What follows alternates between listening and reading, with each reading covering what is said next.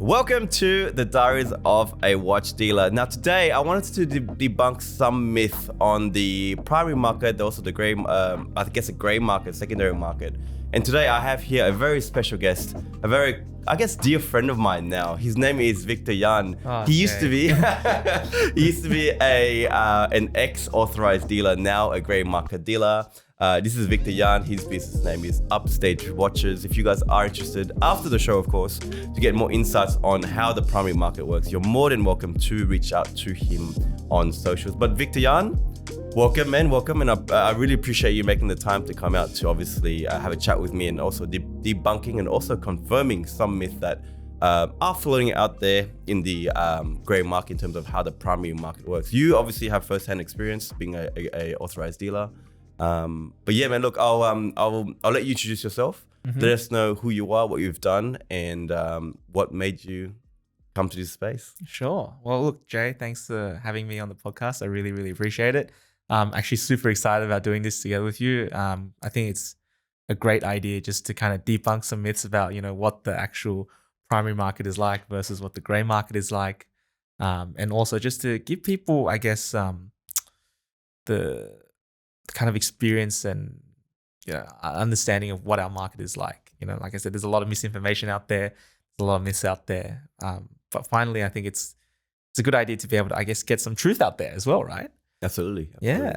Just tell us obviously who you are and just your experience with AD and just the watch community as a whole. Yeah. So I actually started out in the watch space back in 2019, working on the AD side for one of the Rolex authorized dealers here in Sydney. Since 2019, I've worked at a few different ADs. Probably won't name them, but yeah, for those of you who are curious, feel free to look me up on LinkedIn. It'll be pretty self-explanatory, I think, as well. And I stepped into the grey market side, I would say, probably towards mid to late 2021. And the reason that kind of happened was just because I had a friend who knew I was working in watches. And he was like, hey, Rolex market's pretty hot right now, isn't it? I'm like, yeah, it is. Why do you ask? He's like, well, I've got a piece that I want to move. I'm like, can you do it for me? I'm like, well, I don't know, man. I mean, that I work on the AD side, right? It's probably not the best idea. I was like, oh, but surely people that want this piece, especially right now with how hot the market is. I'm like, yeah, I do have someone that wants this specific piece. Let me sit on it for a couple of days and I'll have a chat with him and we'll kind of see how it goes, right? Long story short, that client of mine actually ended up buying that watch off me. My first grey market transaction actually occurred technically while I was still working on the AD side. Wow. Yeah. But so, and this is probably a question that we should put in the next segment here, but is there a policy within the primary market with ADs like you can't resell watches? So that's a great question, actually. The truth of the matter is that within the AD side, there's no, I would say, hard and fast rule about whether you can or cannot resell a watch. If you think about it, right, as soon as you buy the watch, you are the owner of the watch. What you do with it is your prerogative. Now, I get that, but I think a lot of the ADs when they give clients brand new 2024 pieces, it is their own, but you sell it, they're gonna blacklist you. So it's not really. So I guess look, the element of truth is this essentially, right? So if you were to say list a piece online and we were to pick up on it, because we do, especially working at the ADs, we actually do go through a lot of the Facebook forums, Rolex forums, all that kind of stuff, right? Just to kind of see, if any of our pieces actually end up on the market. And when we do see them, generally we will try and find out who that buyer is. Is it out of curiosity or is it out of process that the ADs tell you to do? It's probably more so, look, I guess, from as a ex-SA or sales associate, right? It was more so just, I guess, curiosity for me. But I know, I guess, technically speaking, right? Look, if you do flip a piece and we do find out, there's no such thing as being blacklisted, but it's very unlikely you'll ever be offered another piece. So basically unofficially blacklisted. No, so guys, Victor Yan just confirmed that yes, ADs do scour the Facebook forums and online just to check who's you're selling what. So yeah, that basically it's it's a given, right? They don't want you to be flipping their brand new pieces or pieces that they've trusted you with. Yeah, so it is what it is. But look, before we carry on, Victor, I did forget, do a quick wrist check. So can I please ask what's on your wrist today, my friend? Hey, okay. So I'm actually wearing a 2017 Rolex Submariner Hulk Beautiful. today. I Won't you believe show the the camera, reference man? number is 11610 LV from Correct. memory. Correct, yes. Yeah, I'm a bit out of touch. It's been a while since I worked on the 80 side. Yep. That's okay, man. Look, they have discontinued those watches back in 2020. So unfortunately, you can't get them brand new anymore. It's a beautiful piece and a piece that moves basically every other day. So it's definitely a good piece if you're it's anyone, or also if you want to be a collector and collect the pieces. These pieces are no longer in production, so you can't get them in. And I myself am wearing a Daytona, a yellow gold Daytona with a champagne dial and oyster flex band. Absolutely beautiful. I love myself Daytona. I used to never be a Daytona man, but ever since I tried on the stainless black Daytona, I've just completely changed my mind. I mean, the K shape is just so comfortable. Yeah. Right? Yeah, absolutely. Yeah. Just a form factor. It's beautiful, man. But look, Victor, what I've done is I guess a couple of weeks ago, what I did is actually put a post out there on my socials to ask people to send through some questions about what they want to know and what they want to ask from a primary market dealer, and just some questions, some myth, and anything that they want to debunk or confirm. So I have a couple of questions here that I actually want to ask you. First of all, Sure. being how do you find the right AD for you? Okay. So before I answer this, I just want to preface first of all that I no longer work at an AD. I haven't worked at an AD since 2021. So, hopefully the information that I give you guys today is still applicable. But just want to preface that first of all, right? Disclaimer. So the question was, how do you find the right AD? Was it? Correct. Yes. How do you find the right AD for you? Okay. So a lot of people ask me this all the time. And I think, look, the best way to find the right AD from my experience is try and, I guess, establish a relationship with the ADs that exclusively sell Rolex only. So your Rolex boutiques.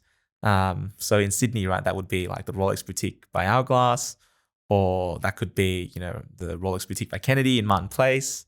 And the reason that, I say specifically try and build a relationship with those authorized dealers is because generally the way it works in terms of being able to, most people want to buy a Rolex, right?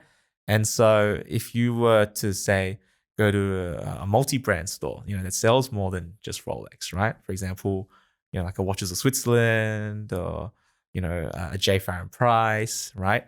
Then there's always that kind of, I guess, underlying expectation that you're not just there to buy Rolex, you're there to buy other things as well. But a lot of people don't know, or that when they want to buy a Rolex watch, you can't just walk in and buy one.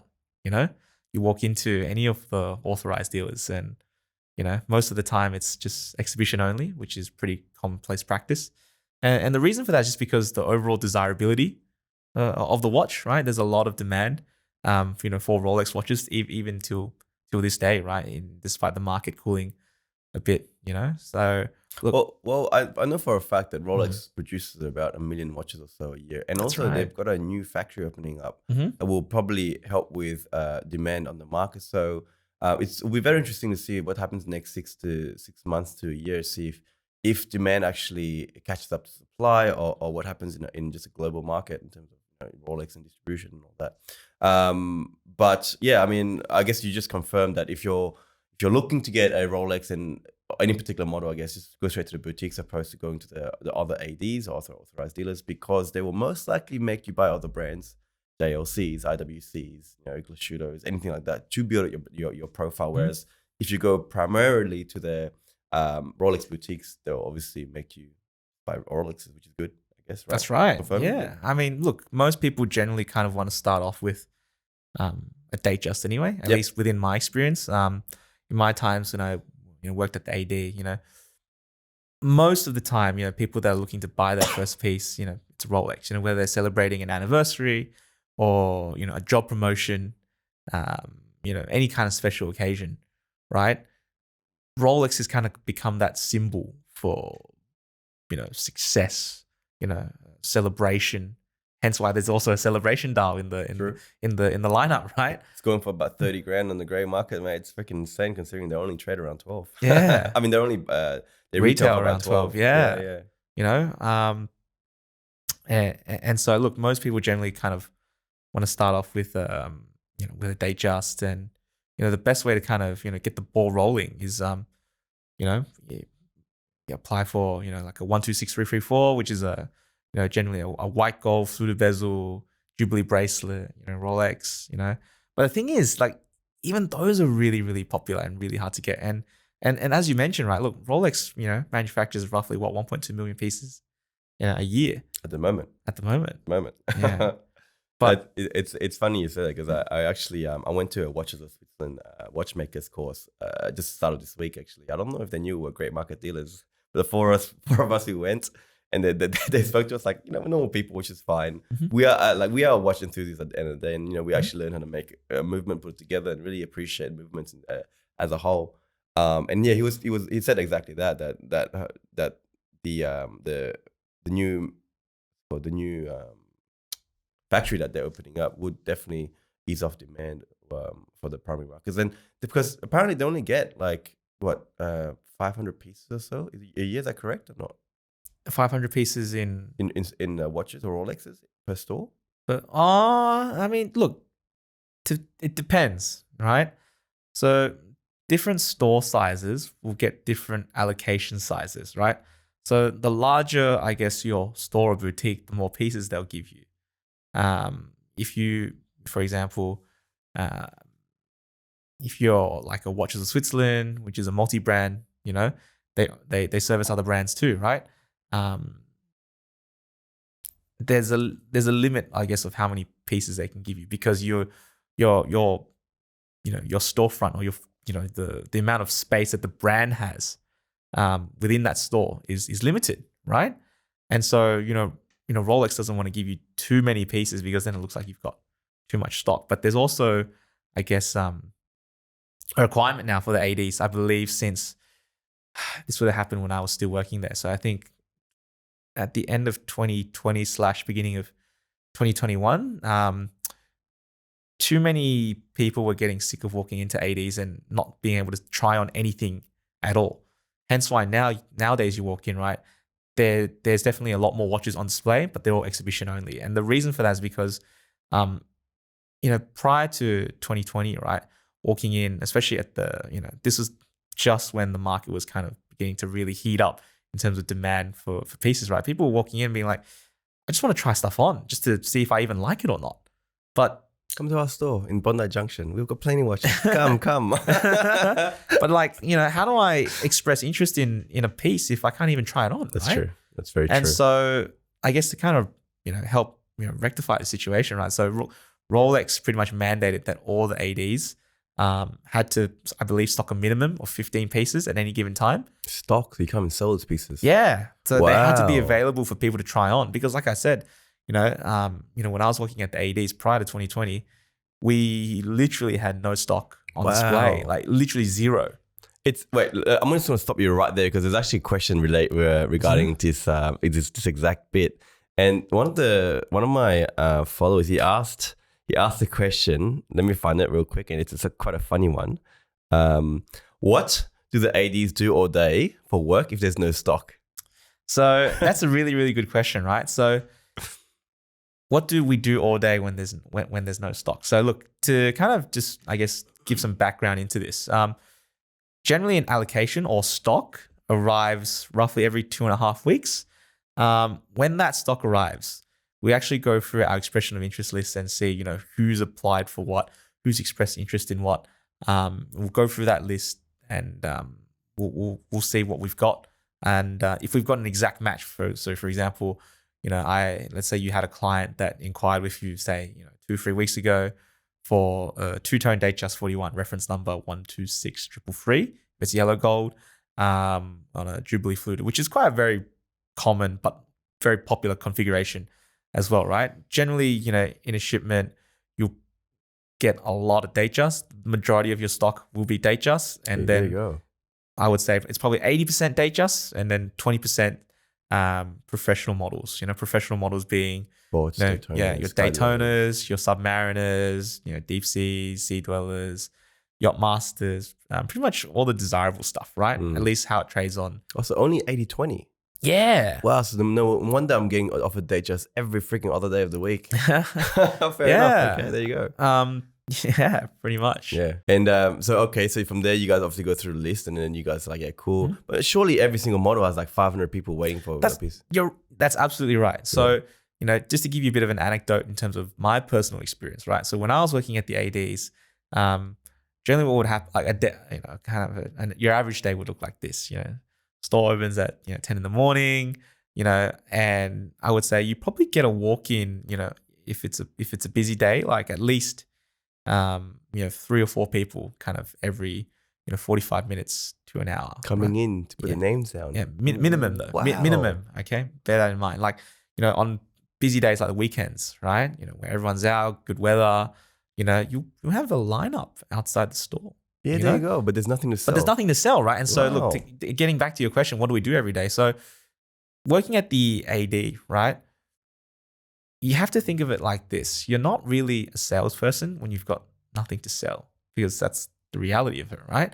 You're more like a brand ambassador. Correct. For Rolex, right? So what we do every day is we actually read a lot about what's going on in the market. For example, if Watches and Wonders was just around the corner, we'll read up on that, see what the new novelties were for that year, talk to clients about this is what's come out for this year, give them, I guess, the true Rolex experience, if that kind of makes sense. What Rolex expects of their ADs is that when a client walks in, they want that experience to be an upmarket or a luxury one, despite there not being pieces to buy, which does make it tough, right? Yeah. And hence why, like I mentioned before, there's that minimum of you got to have at least 15 pieces on display so that people can try stuff on, even if they can't buy anything at that moment. Yeah, right. So I guess you just confirmed just I don't know if it's the same now, but I mean back in 2021, and I can't imagine it being any different, but 3 or 4 clients per hour, you're looking about 8 hours a day. So say about 30 to 40 clients putting their name down on the wait list at any one given day. Yeah.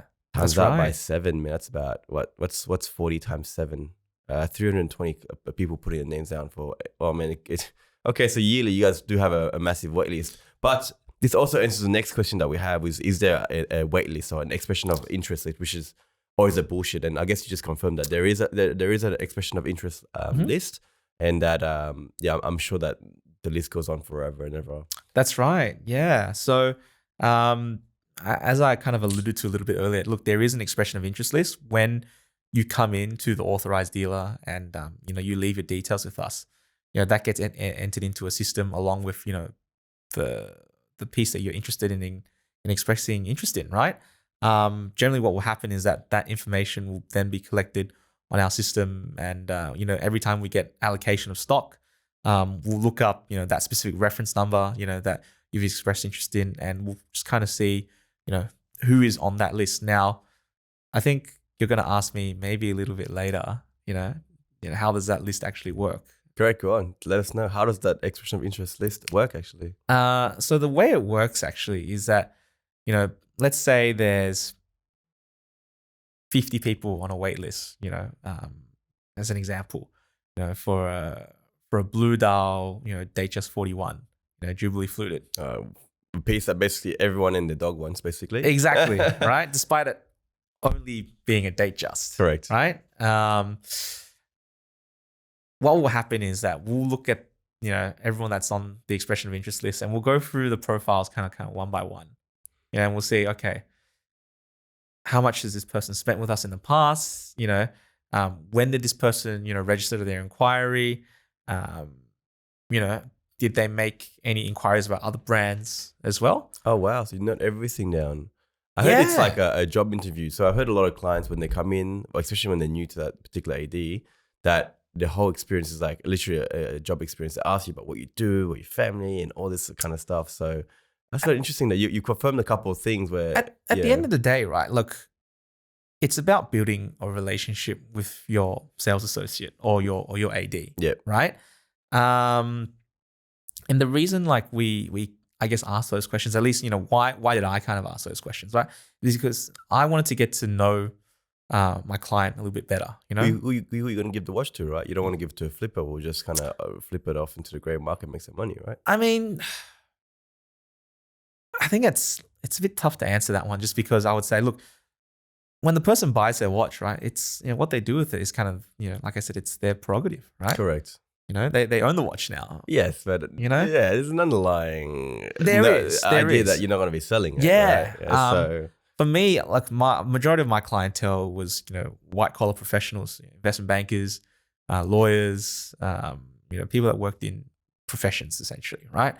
And a lot of them just wanted to buy a watch because they were getting a promotion that year, or for investment bankers, right? They got their bonus, and so they're like, oh, what better way to celebrate bonus than getting a Rolex, right? It's kind of like a rite of passage, I know, look, I get world. it, because Rolex are symbolic. They are, elegant, timeless. They are a piece, watches that people buy to celebrate things and milestones in life. And it is sad to know that people are out there to buy it and flip it and give it to people like myself. I'm just here. I'm just an enabler, man. I'm not creating the market. I just, help the market move along. That's right. But look, which moves on to the next question.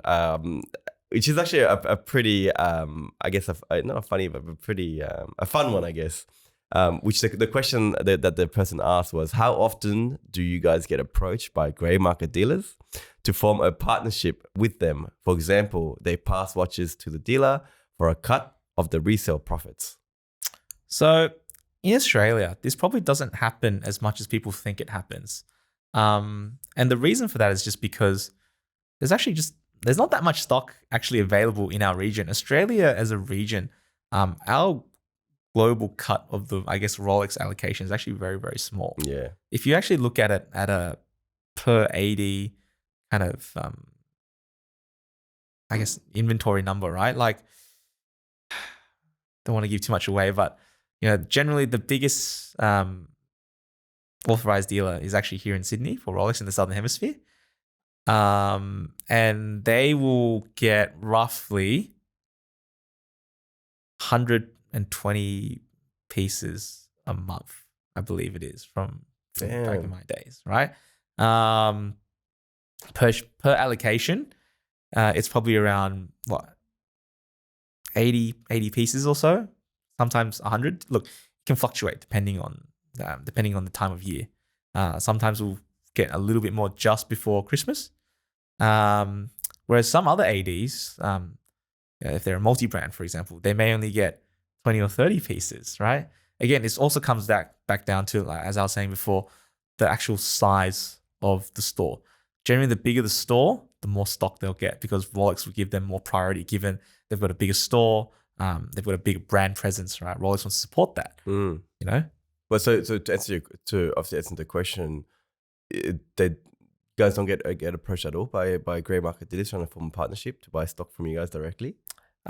It does happen, but there's not really much we can do to help them, right? Only the corrupt ADs, guys.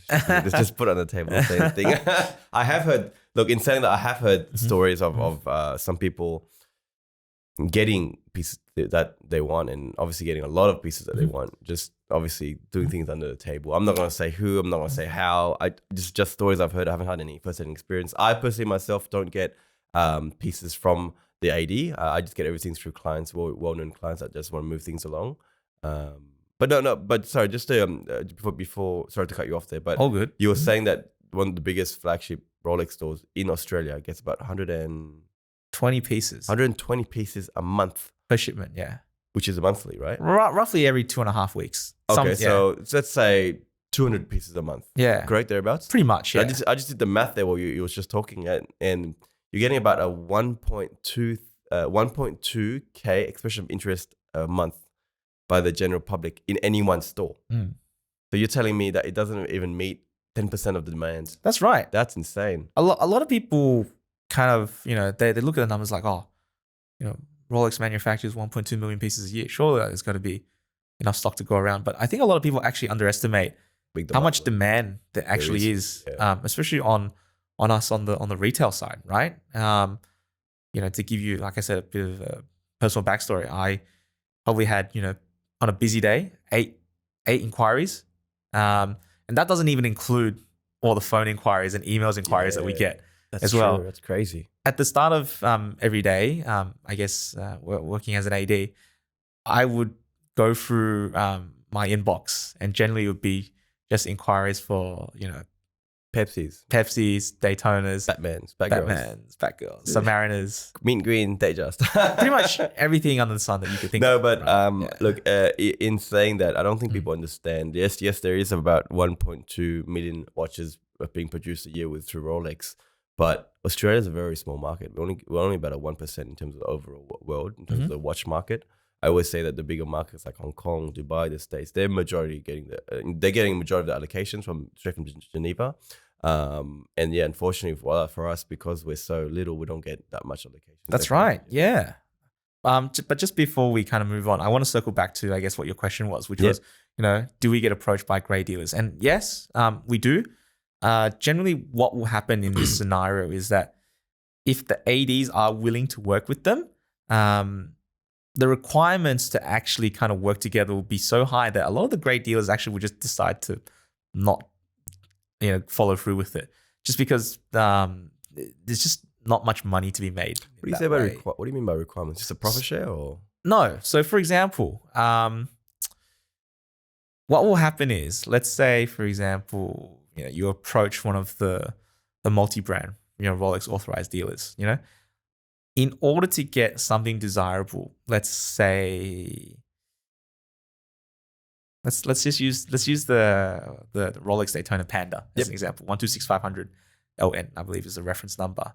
In order to become eligible for that piece, generally the spend history is roughly 1-to-1. What do you mean by that? Of the market value of that piece. So, for example, that piece, I believe, currently on the grey market trades at around the $50,000 mark, plus minus 10%, give or take. You'll kind of be required to buy 50K in stock in something else. Is that it? Yeah. That's nothing. Is it? About 2 Datejust or 3 Datejust on the... No. But here's the thing. Here's the catch, right? You don't get to dictate what you buy. Yeah, okay. That's dictated by the ADs. Yeah. It could be $50,000 Hublot that you need to buy before you're eligible. Yeah, okay. It could be a $50,000 JLC, It might be, 3, Tudor, whatever.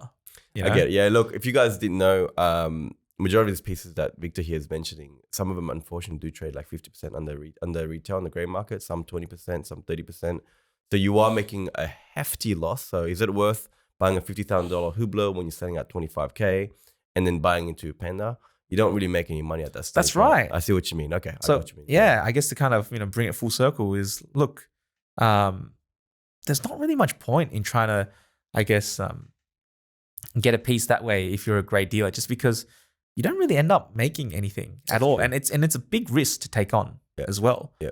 You're holding a piece that trades significantly under retail, right? Do you really want to, I guess, kind of take on that risk, So again, you've just confirmed another factor, which is, yes, there is a spend history factor to it. So you do have to build up your spend history by particular pieces before you actually offered anything that's, I guess, half decent on the grey market. But that's quite interesting. Another question actually I have here is, what I do. So the question is actually a 2-part question. They ask is the Rolex or the primary market similar to the movie Blood Diamond, where they're hoarding the supply to actually inflate the demand? To answer this question, it's kind of a yes and no answer. And what I mean by that is this, right? So as I mentioned to you before, there's a certain, you need to have a minimum amount of pieces on display for exhibition for people to try on. A lot of those times, those pieces are actually sold already. Oh, right. So are we hoarding pieces? Yes, we are in a certain sense, but that's only because we're keeping pieces for people to try on. Exhibition models aren't, watches that don't have movements in them that people just I thought they were. I thought no, they were just empty. They're real watches. Really? Yeah. I thought they had no movement in A there. lot of the times, look, as it pertains to our market, right, within Australia, I can't speak for the international markets. I know there are some, I think ADs in the States that will use actual exhibition pieces where they don't have movements in it. But as it pertains to Australia, right? A lot of times the exhibition models that you see at the ADs here, they're actually already pre-sold to a client already. And generally, look, we'll keep those pieces for about a month or one allocation cycle. So for example, if we, got an allocation in for Pepsi on Jubilee, which is a very, very popular piece, as you can imagine right now. We'll probably keep that piece until we get the next one in, and then we'll tell the client, oh, hey, your piece is ready to pick up now. But we'll have another one available in the showroom for other clients to try on. Are we keeping pieces? Yes, we are, but that's only because we need to be able to keep pieces so that we have stuff on display for people to try on, right? You can't walk into an AD and not have stuff to try on, right? But you're giving someone else's piece for someone else to try on. Well, yeah, but so here's another thing about that. Technically not unworn, right? So here's another thing about that. A lot of ADs, at least the ones that, like I said, that I worked in, every time we get an allocation in or a shipment in, we actually wrap all our watches. Yes. So for those of you who have been to the ADs and tried pieces on, you'll probably notice that all the watches are wrapped in plastic. And that's the reason for that, is because that a lot of those times those watches are already pre-sold to other clients. You don't want to scratch it. Yeah. No. I remember during my time of dealing, I remember someone asking the question. He was quite new to the watch space. It's like, oh, is it normal that the ADs ask me to pay in full, or like a month before I even get the watch, when the watch is ready to be picked up? And everyone was just playing. That's what they do.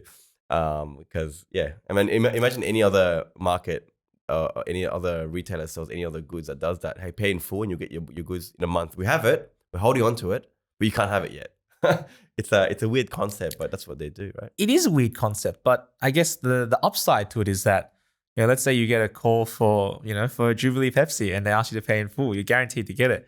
At that point, you're kind of like, why don't I do it? Yeah, no, of course I get that. No, but that's what I meant. Yes, the desirability of a Pepsi, Jubilee, everyone wants one, but then the fact that you have to pay in full, but not get what you want, like not get the goods, not get it immediately, right? Correct. It's a bit, but I look at it this way. So, but the next question, another gentleman asked, "Hey mate, with getting a watch from the AD, is there any advice you can give on helping me have a chance of getting the call, or is it purely name basis on the list and wait your turn?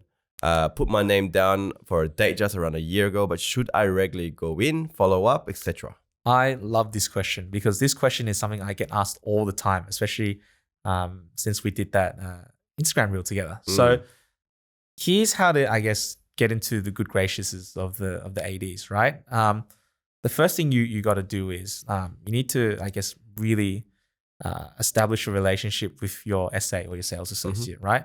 And the best way to do this is to go in and see them every 3 to 4 weeks. Yes, I understand that that's not everyone has the time to do that, but when allocation comes around and we go and check the expression of interest list, right? Especially nowadays, where most of the people that have kind of wanted to buy something have likely already bought it already. We'll go through that list, and what will happen is we'll give each person a call, and sometimes the answer will be, "Oh, I'm no longer interested in that piece," or "I've already bought it," or "I want something else," right? But generally, the people that we kind of call first are the ones that top of mind. That are top of mind, right? Correct. And how do you become top of mind? It's about, again, being able to establish that relationship with your sales associate. You want them to be able to think of you as soon as that piece comes in and say, "Oh, I know, for example, James wants this," or I know Daniel wants this. He's been coming in every 3-4 weeks, asking me about, really want it. He's got, I know he's got a wedding coming up, or I know he's got a graduation coming up. And that's another thing as well, I guess. Generally, ADs will be a bit more, I guess, not softer, but like probably a bit more incentivized to give someone to someone that's celebrating a milestone, because we understand that it's an important occasion for them, and that they want to watch to have that milestone with, right? And so if you've got an anniversary coming up, you've got a birthday coming up, graduation, whatever it may be, right? I'm not saying that it will help your process, but it definitely will be more incentivized to give you a piece, as opposed to if you just walk in, "Hey, I want to buy a piece. Everyone right? loves a good story, right? Everyone loves a good story. Celebration story. Yeah. Hey, this watch. Yeah, I get it. Look, from what you're telling me, So very TLDR, I guess essentially is just build a relationship with your AD. Try and see them regularly if you can. Never hurts to find out what their favorite coffee order is. You know, bring them a coffee every now and then. You know, I know. I always say there's a common saying in the grey market and just the watch community in general is just buy a dealer, not the watch.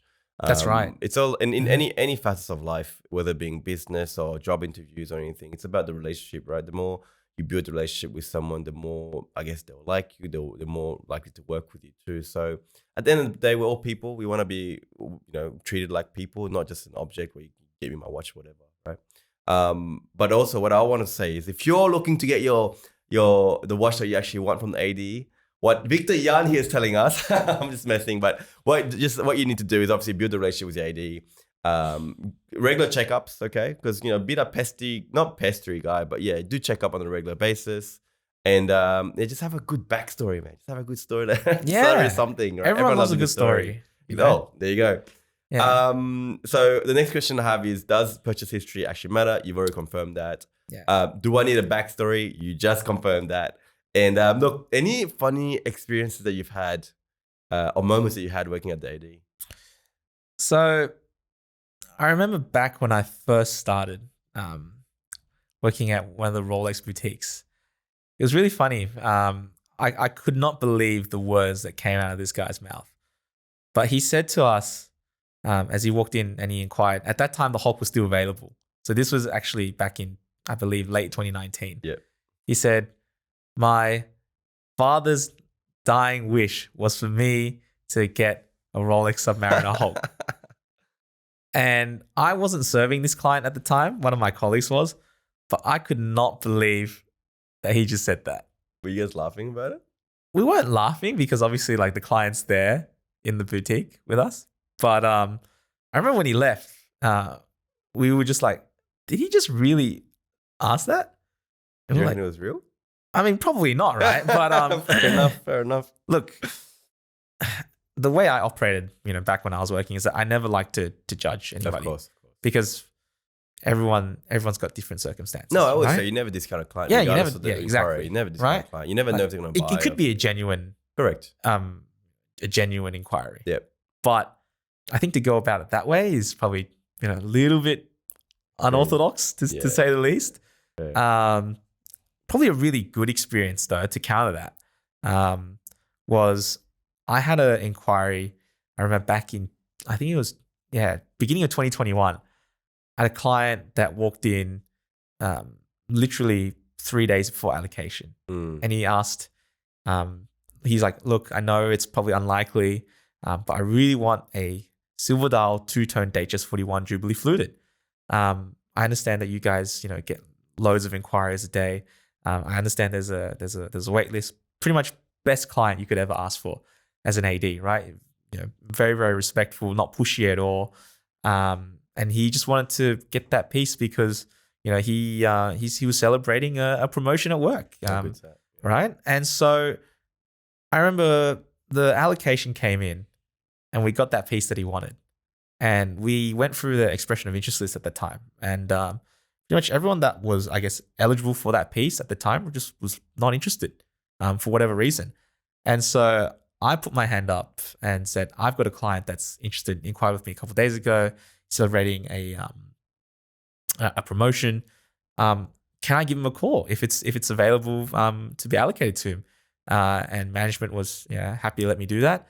And so I gave him a call, and he could not believe it. Like, he pretty much came into the store like 20 minutes after he hung up. He was like, "Yo, you're joking, right? It's only been like a couple of days." I'm like, "No, man. Like, watch is here. If feel free to try it on. If you want to purchase it, it's yours." But that's probably I would say a rare case. Yeah, it happens every now and again. Timing is very important. I've had a client that so he was traveling and he literally just randomly walked into the boutique in the airport, right?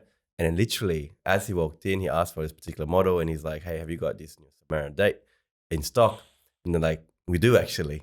We do have one that a guy was meant to come pick it up. He didn't pick it up. Do you want it?" a sub date, one of the hardest models to get, right? That's right. He walked in, he asked for it, he got it straight away. So basically flew out of the country with the watch. Ended up selling it in Turkey for like 25K. For like made a healthy 10K profit, right? But no, like you can get lucky. You can get lucky. It does happen where people just pass up and just timing's just right, and just like a job interview, man. If you're right place, right time, you may get the piece. It also comes down, like I said, to your relationship with your SA, as I harked on to previously. I had a really good interaction with that client, and I still remember him to this day. But had that first kind of consultation not been like that, I probably wouldn't have called him. True. Right? I probably would have called someone else who would have been as eagerly as excited to pick up that piece. But because I knew that he was celebrating something, I really wanted to kind of be a part of that moment in his life and, help kind of deliver the watch that he wanted. And I guess, the rest is history, right? There you go. I'm hoping you still got that watch. Yeah. Now, obviously, you started there and working at the AD in 2019. You finished up in 2021. Mm-hmm. You've obviously went through the whole COVID thing. Was it prior to 2019? Obviously, it was just at the start of COVID. Did you see a massive spike in demand during that time? To be honest, there was always demand, but we had never seen anything like it. This is just ridiculous. Yeah, like after COVID, right? And the whole premise was that like people can't even go out to buy stuff, during lockdown. But they had money, so they wanted to spend on something, right? They couldn't spend on travel. And like I remember as soon as we opened back up officially, when lockdowns closed, people would go out shopping again. We probably had like at least 50 phone calls a day. Damn. I remember at least 50 phone calls a day, just inquiring on pieces. It could be anything. People didn't even give preferences. I just want to buy a Rolex. What have you got to sell me? Yeah. Look, at that time, obviously, everyone had the money. They were stuck at home. They couldn't spend on they couldn't spend on cars. They couldn't spend on holidays. Nothing they could buy. So everything kind of went through the roof, right? So handbags, cars, watches, anything and everything luxury based just went through the roof. And at the start of 2023, we saw a massive correction actually. Sorry, not at the start, maybe around 2022. 2023, the market really stabilized and we saw that the market was just trading like any other market, up and down like a wave. But just like I said, just people keep saying that the prices are going, gonna go like rock bottom, but I do this every day. We do this every day. I've seen that prices have stabilized. It's not like they're not fluctuating too much on a daily basis. And if they are, they do generally bounce back once there's no more supply in the market. Prices aren't going to rock bottom. They are still trading quite healthy. If anything, I've had my best month yet last month. So it's crazy that people are still buying in recession, still buying luxury watches. I think an interesting thing to note kind of about this topic is that watches at the end of the day, it's not something you really need if you really think about it. Yeah. Right. And as a result, right, the people that can afford, these items generally aren't, impacted too much, by a recession. Exactly that. I was about to say that too. Like people who scream about the 1-2% increase in interest rates aren't generally the people that have disposable income to buy this kind of stuff. 1 or 2% for people who are buying watches like these is nothing for them. It's not. It doesn't really impact their day really that much. I have a story. A very good client of mine actually. He works in construction. I'm not gonna give too much details because I don't want to give him away. But he on busy months he can make up to 600K a month, 150K a week. I'm like, holy shit! Some of these guys make big money. So people just don't see it. People who obviously live the day to day, paying the mortgage and all that, they don't see that there's other people out there making a shit ton of money. And like I said, a 1% increase in interest rates isn't going to do much for them. It's like, Another way to look at it as well is that you think about a watch, right? Especially for us, as grey dealers, our average transaction price is probably around 30,000, right? Give or take. Yep. If you think about it, stuff that's really expensive, or I guess kind of tough to get your hands on, a house you can get a mortgage for, a car you can get a loan for. You never heard of someone getting a loan to buy a watch though, have you? Do you know I tried that, right? I tried not getting a loan for a watch, but I tried partnering up with a finance company to offer financial services for watches. And what I found was I only attracted people that could not afford watches and made it an absolute headache. Because like they'd go through the process and they're like, I want a watch. They'd go through the whole transaction process with approval process with the financial brokers. And it always came back that they couldn't get it because of their financial situation. So yeah, unfortunately, there's a reason why finance is usually not offered within the watch space, because you just generally can't get the credit approved for individuals who just can't afford watches, unfortunately. I guess the point I'm trying to make is that like the people that can actually buy watches generally do have that kind of money that's ready to go at a moment's notice, they right? call it fuck you money, basically. Pretty much, right? Yeah, pretty much, you know? Yeah. But look, man, before we wrap up, did you have any questions at all that you'd wanted to ask or anything like that?